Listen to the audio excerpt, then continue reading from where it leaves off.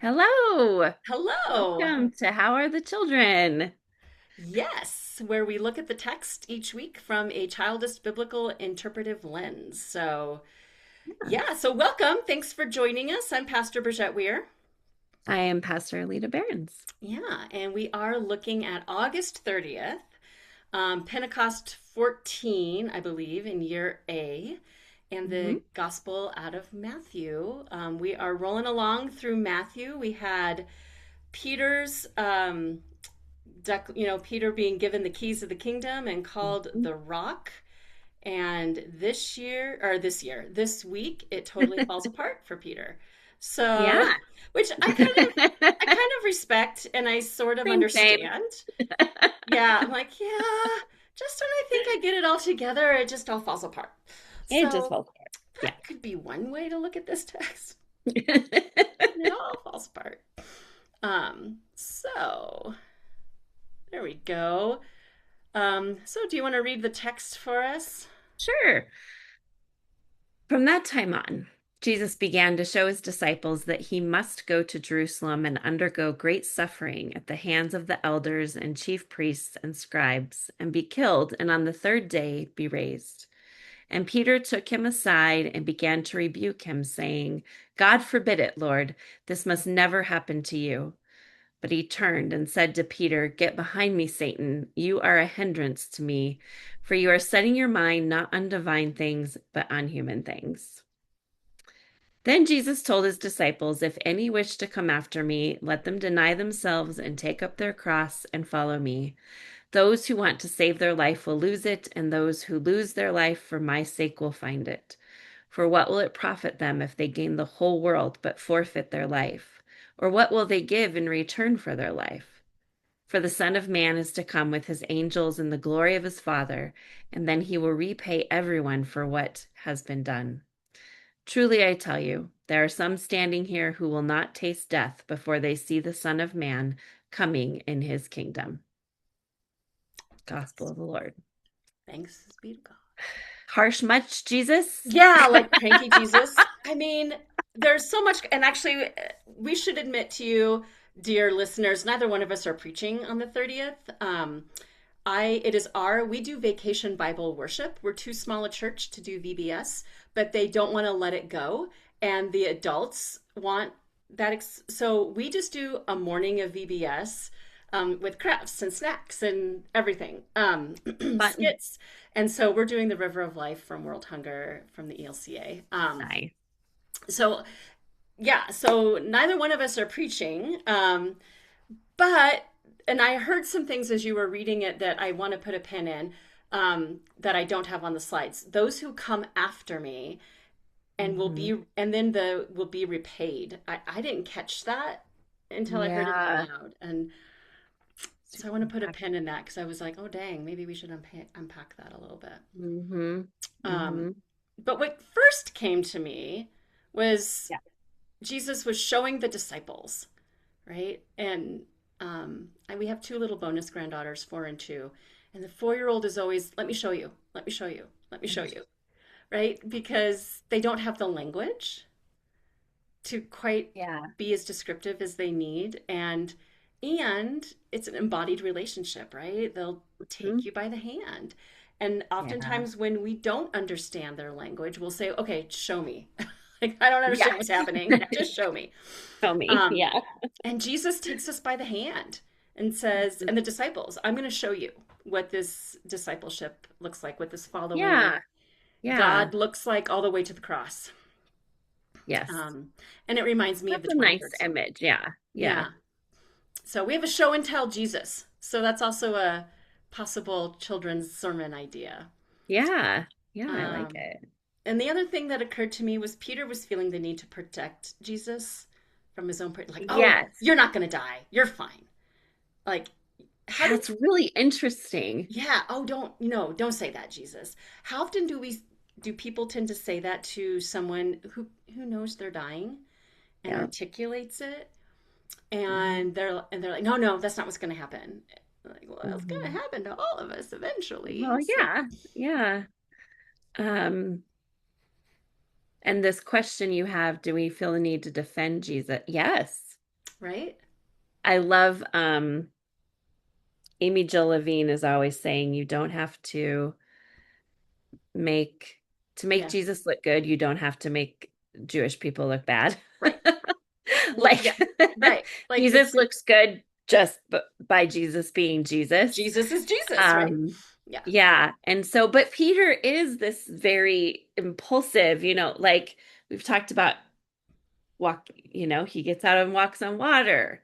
He's like, you are the Messiah. He's like the Yeah. ooh, ooh, ooh, I have the answer. Yeah. So I don't know. It doesn't surprise me really that Peter does this, but No. No. I'm more surprised by Jesus being so like, get behind me, Satan. Like, okay, he just doesn't want you to die. Right. Like maybe yeah.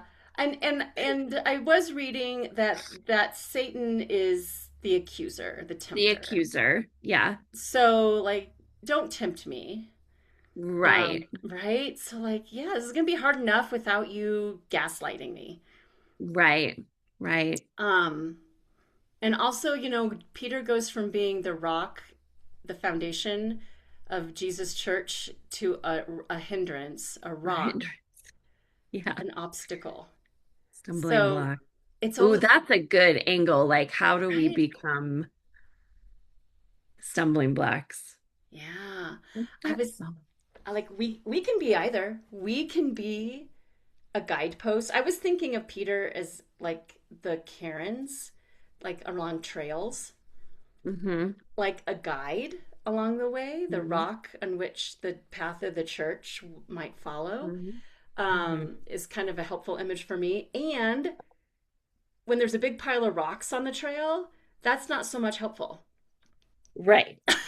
right? Because we've all seen Right. people try to build a cairn where one shouldn't be on a trail, right? Right. Because Or it's actually, fallen. or it's fall, right, or whatever. And actually, some national park folks are like, just don't put a cairn around, like yeah, don't Just don't don't. don't think you're being helpful when you're not. And so yeah, we have the capacity to be either, which is very Lutheran, right? We can be saint or sinner. Yeah. Mm-hmm. Sumo justus et peccator. So this is a very Lutheran lens around that. We can be a guidepost or we can be an obstacle. What are we going to be, Peter? What are you going to be? Yeah. So I was thinking about that as well. There's that song, Jesus, Friend of Sinners, Oh and it yeah, has that line in it that says, oh gosh, how does it say? Pe People coming to know you, but they're tripping over me or something like that. yeah, Yeah, yeah. it's a powerful line. That is Yeah. very powerful. Ooh, that would be a good hymn of the day Yeah. if you're going that route. Um, so yeah, so I was thinking about that. Mm-hmm. The other piece that was kind of tripping me up more than other than the other two things that I mentioned, this text can also be heard as fatalistic or nihilistic, right? Mm-hmm. That, those who lay down their life, lose their life for my sake will gain it. And it made me think about how teenagers might hear that. Um, Yeah. and it might need to be unpacked for them a little bit. Um, and I wanted to say a little bit of a content warning that it made me think about the suicide rate. Mm-hmm. Um, that yes, I served in Arapahoe County, which at one point, maybe hopefully it's not. I hope. Well, it used to be the highest rate of suicide of young folks in the nation at one point, Okay. 10 years ago, and I don't wish that statistic for any county. Mm-hmm. Um, but there was a time where I was attending far too many funerals of young people that died by suicide, and the parents would drop off and not attend with them. And I'm like, are we protecting, or do we think we're protecting our kids by not talking openly and honestly about hard things? Yeah. Right? So this idea of protection, and what are we protecting? Are we protecting ourselves so we don't have to have the hard conversation and think about awful things as parents we don't want to think about? Mm-hmm. Or right? And Jesus is being open and saying, sometimes you got to think about the hard thing. Yeah. Sometimes you got to have the hard conversation because that's how truth comes out. And that's how healing happens. And that's resurrection life, right? Is telling the truth and doing the hard thing. And so, if that is something you're struggling with in your life, 988 is a great resource. And, Jesus loves you, and so do we. Um, but I was thinking about that because how would a young person who's struggling hear Hmm. that text about losing their life to gain it? Right. Just, yeah, or to suffer with me, or even the Yeah. title they give it. I Right? can't remember, but I was like, Could we do better? I I can go don't like the back. titles. Yeah, the cross and I take them out in self-denial. worship. Yeah. Yeah. And Yeah. self-denial. And Ah, sure, but that's a slippery, particularly if you're somebody in a marginalized demographic, a marginalized population, right. Or historically somebody with marginalized. mental health, Right. or You don't need to deny yourself. Like, right? Jesus came to give you full self-worth, right. that you are enough, not to Hmm. deny any part of yourself. And isn't Um, that what Jesus is doing with this yeah. prediction? He's taking them by the hand and saying, Yes. And Here, saying, these look, are hard things that are going to happen, and you're not alone. you're not alone. And God's love is going to be bigger than that. Yeah. The promise is bigger than that. Yeah. And Yeah. don't stop me from having these hard conversations, Peter. I Oh, know you don't like these hard things, but we have to talk about them because I trust you that you can handle it. hmm, And I'm entrusting you to have hard conversations when it's needed as well. yeah. Right. And so, yeah, that's sort of what caught my ear. And then Yeah. you have, Well, I started thinking about the cross because when talking about it, yeah, I was kind of thinking real specifically with children or a yeah, yeah, yeah, children's yeah. sermon. We have this focus um of taking up the cross, but what does the cross mean for us now? Yeah. It's a reminder of God's love and faithfulness and our own connection to the love. You can do the tried and true. The vertical part is God's love coming to us, and the Yeah. horizontal is us having open arms to the world, or God having open arms to the world. And you can also talk about what it means to wear a cross or have one in your pocket or have that symbol as something that reminds us that this promise from God is living in us, and Mm-hmm. and we get it, and we Mm-hmm. have it, and as we carry that love, we can act in ways of love. So, And that when times are hard, that love mhm, doesn't leave us. right.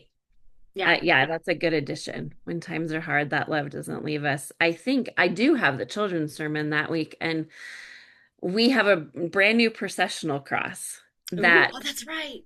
I asked someone to make in our congregation because the one we owned was way too heavy. Yeah. And it used to be, I mean, probably back when they bought it, that high schoolers carried it, Yeah.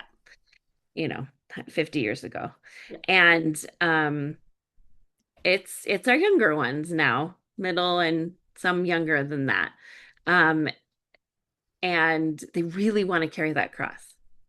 And so he made one that's light and they can carry. So we're going to bless that cross, Oh, and use that. I just think it was made so the children could carry the cross, could be yeah. part of Yeah. sharing this love and good news with others. So I love that. yeah, I mean, it Um, kind of this text is harsh, and yeah. this softens it, but Sure.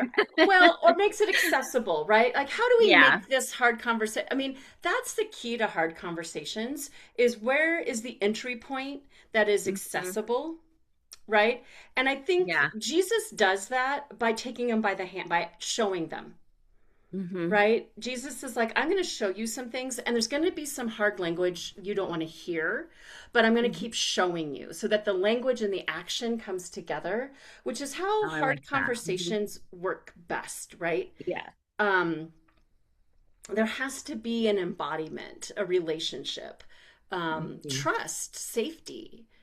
Um, and that safety is knowing you'll be fully heard and not pushed aside like Peter tries to do, Right. right? Not somebody that takes seriously the hard things you're saying and Hmm. doesn't try to make it palatable, Hmm. right? It's the classic both and with that. And I think we Yeah. underestimate our kids' ability to do that. Yeah. Um, a lot of I love that you're going to bless the cross. Yeah. Um, I'm going to just stay. Well, I'm going to keep going just for a second. And then I want to go back to the come after me and the repay. So you could do show and tell this week. The first children's sermon actually is very much what you just talked about. It was on our Okay. website 12 years ago around, doing hard things and how the cross reminds us we can do hard things and are always loved. And then Nice. there's another one by Gus Brockman, and I am less sure what that's about. I just kind of copied and pasted the links. But Yeah. you can look at that. And then I kind of they show us Jesus. Yes. I love that. Um, but Yeah. I wanted to come back to this idea of coming after Jesus. And, you know, because part of the text is also, those will not taste death until I have returned and all that. The kingdom has come. And then, of course, we're still technically waiting, but Jesus hints to there are people that will come after me. Hmm. And, Yes. maybe we think of that text too narrowly, as far as, Jesus also says the kingdom is near and the kingdom is here in the Hmm. Gospels. Hmm. So we are experiencing part of God's kingdom. So Jesus Right. is right, and we're coming after him as people revealing the kingdom. Right. And that's also part of the cross, right? The cross reveals the kingdom where death has not won, right? Oh, death, where is Yeah. thy sting? Where is thy victory, right? From Mhm. Paul. And I so that made me think about that as like, oh, but wait. Jesus is already admitting someone's coming after him, and it's us. Mhm. It's you, Yeah. Peter, right? Yeah. And that is kind of a get behind me and follow, Yes. Yes. right?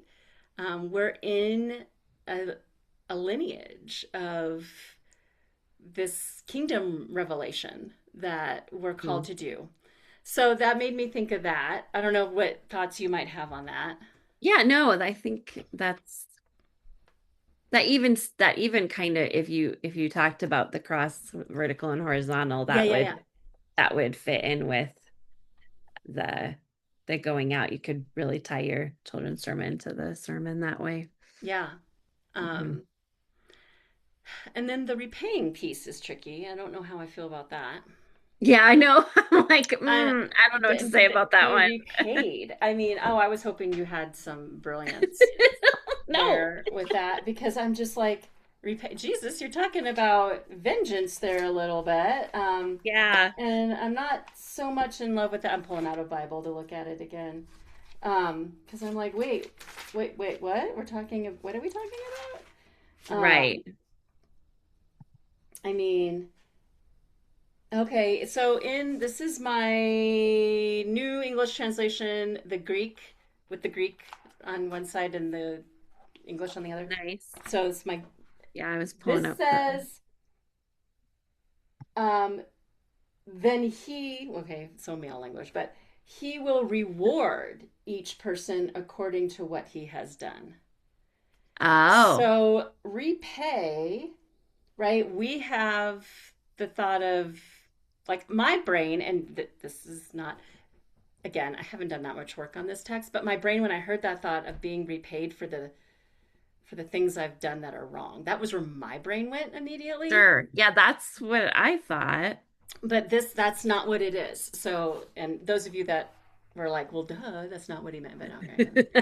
But You're yeah, smarter. yeah, well, yeah, they're just our dear listeners are smarter. But then he will reward each person according to what he has. So it's about it's sort of the parable of the day laborers, Yeah.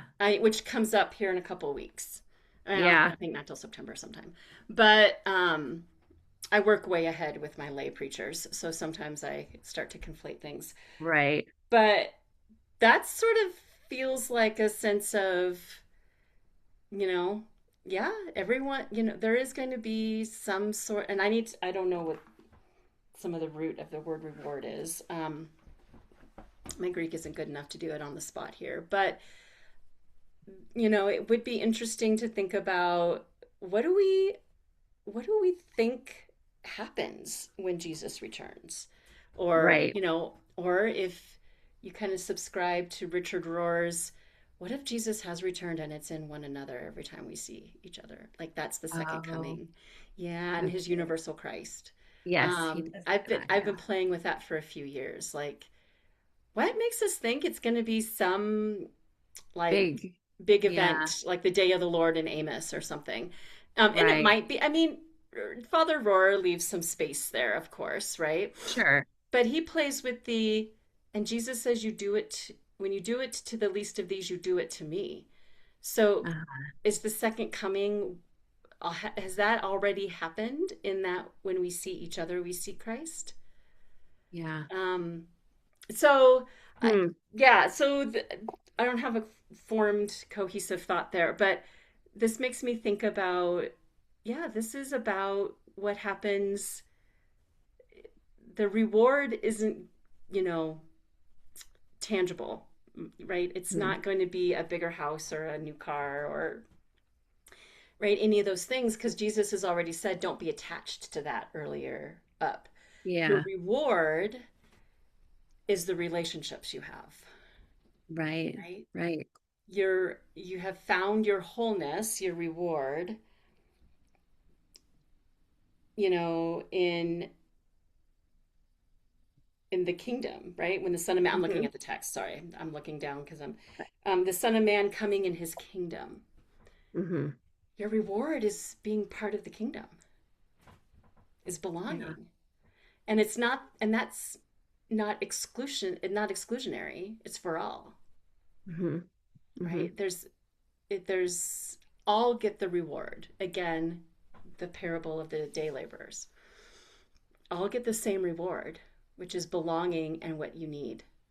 Hmm. So I don't know. There's something you can play with in there. Yeah. Um, Yeah. but those Blessings are, on your yeah, when you read preaching. that what?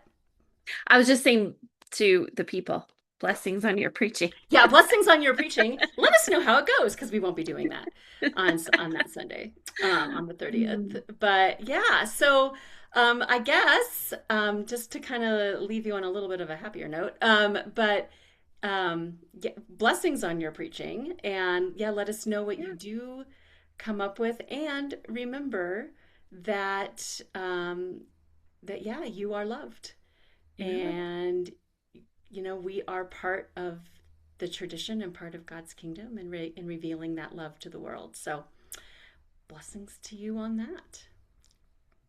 Bye-bye. Bye.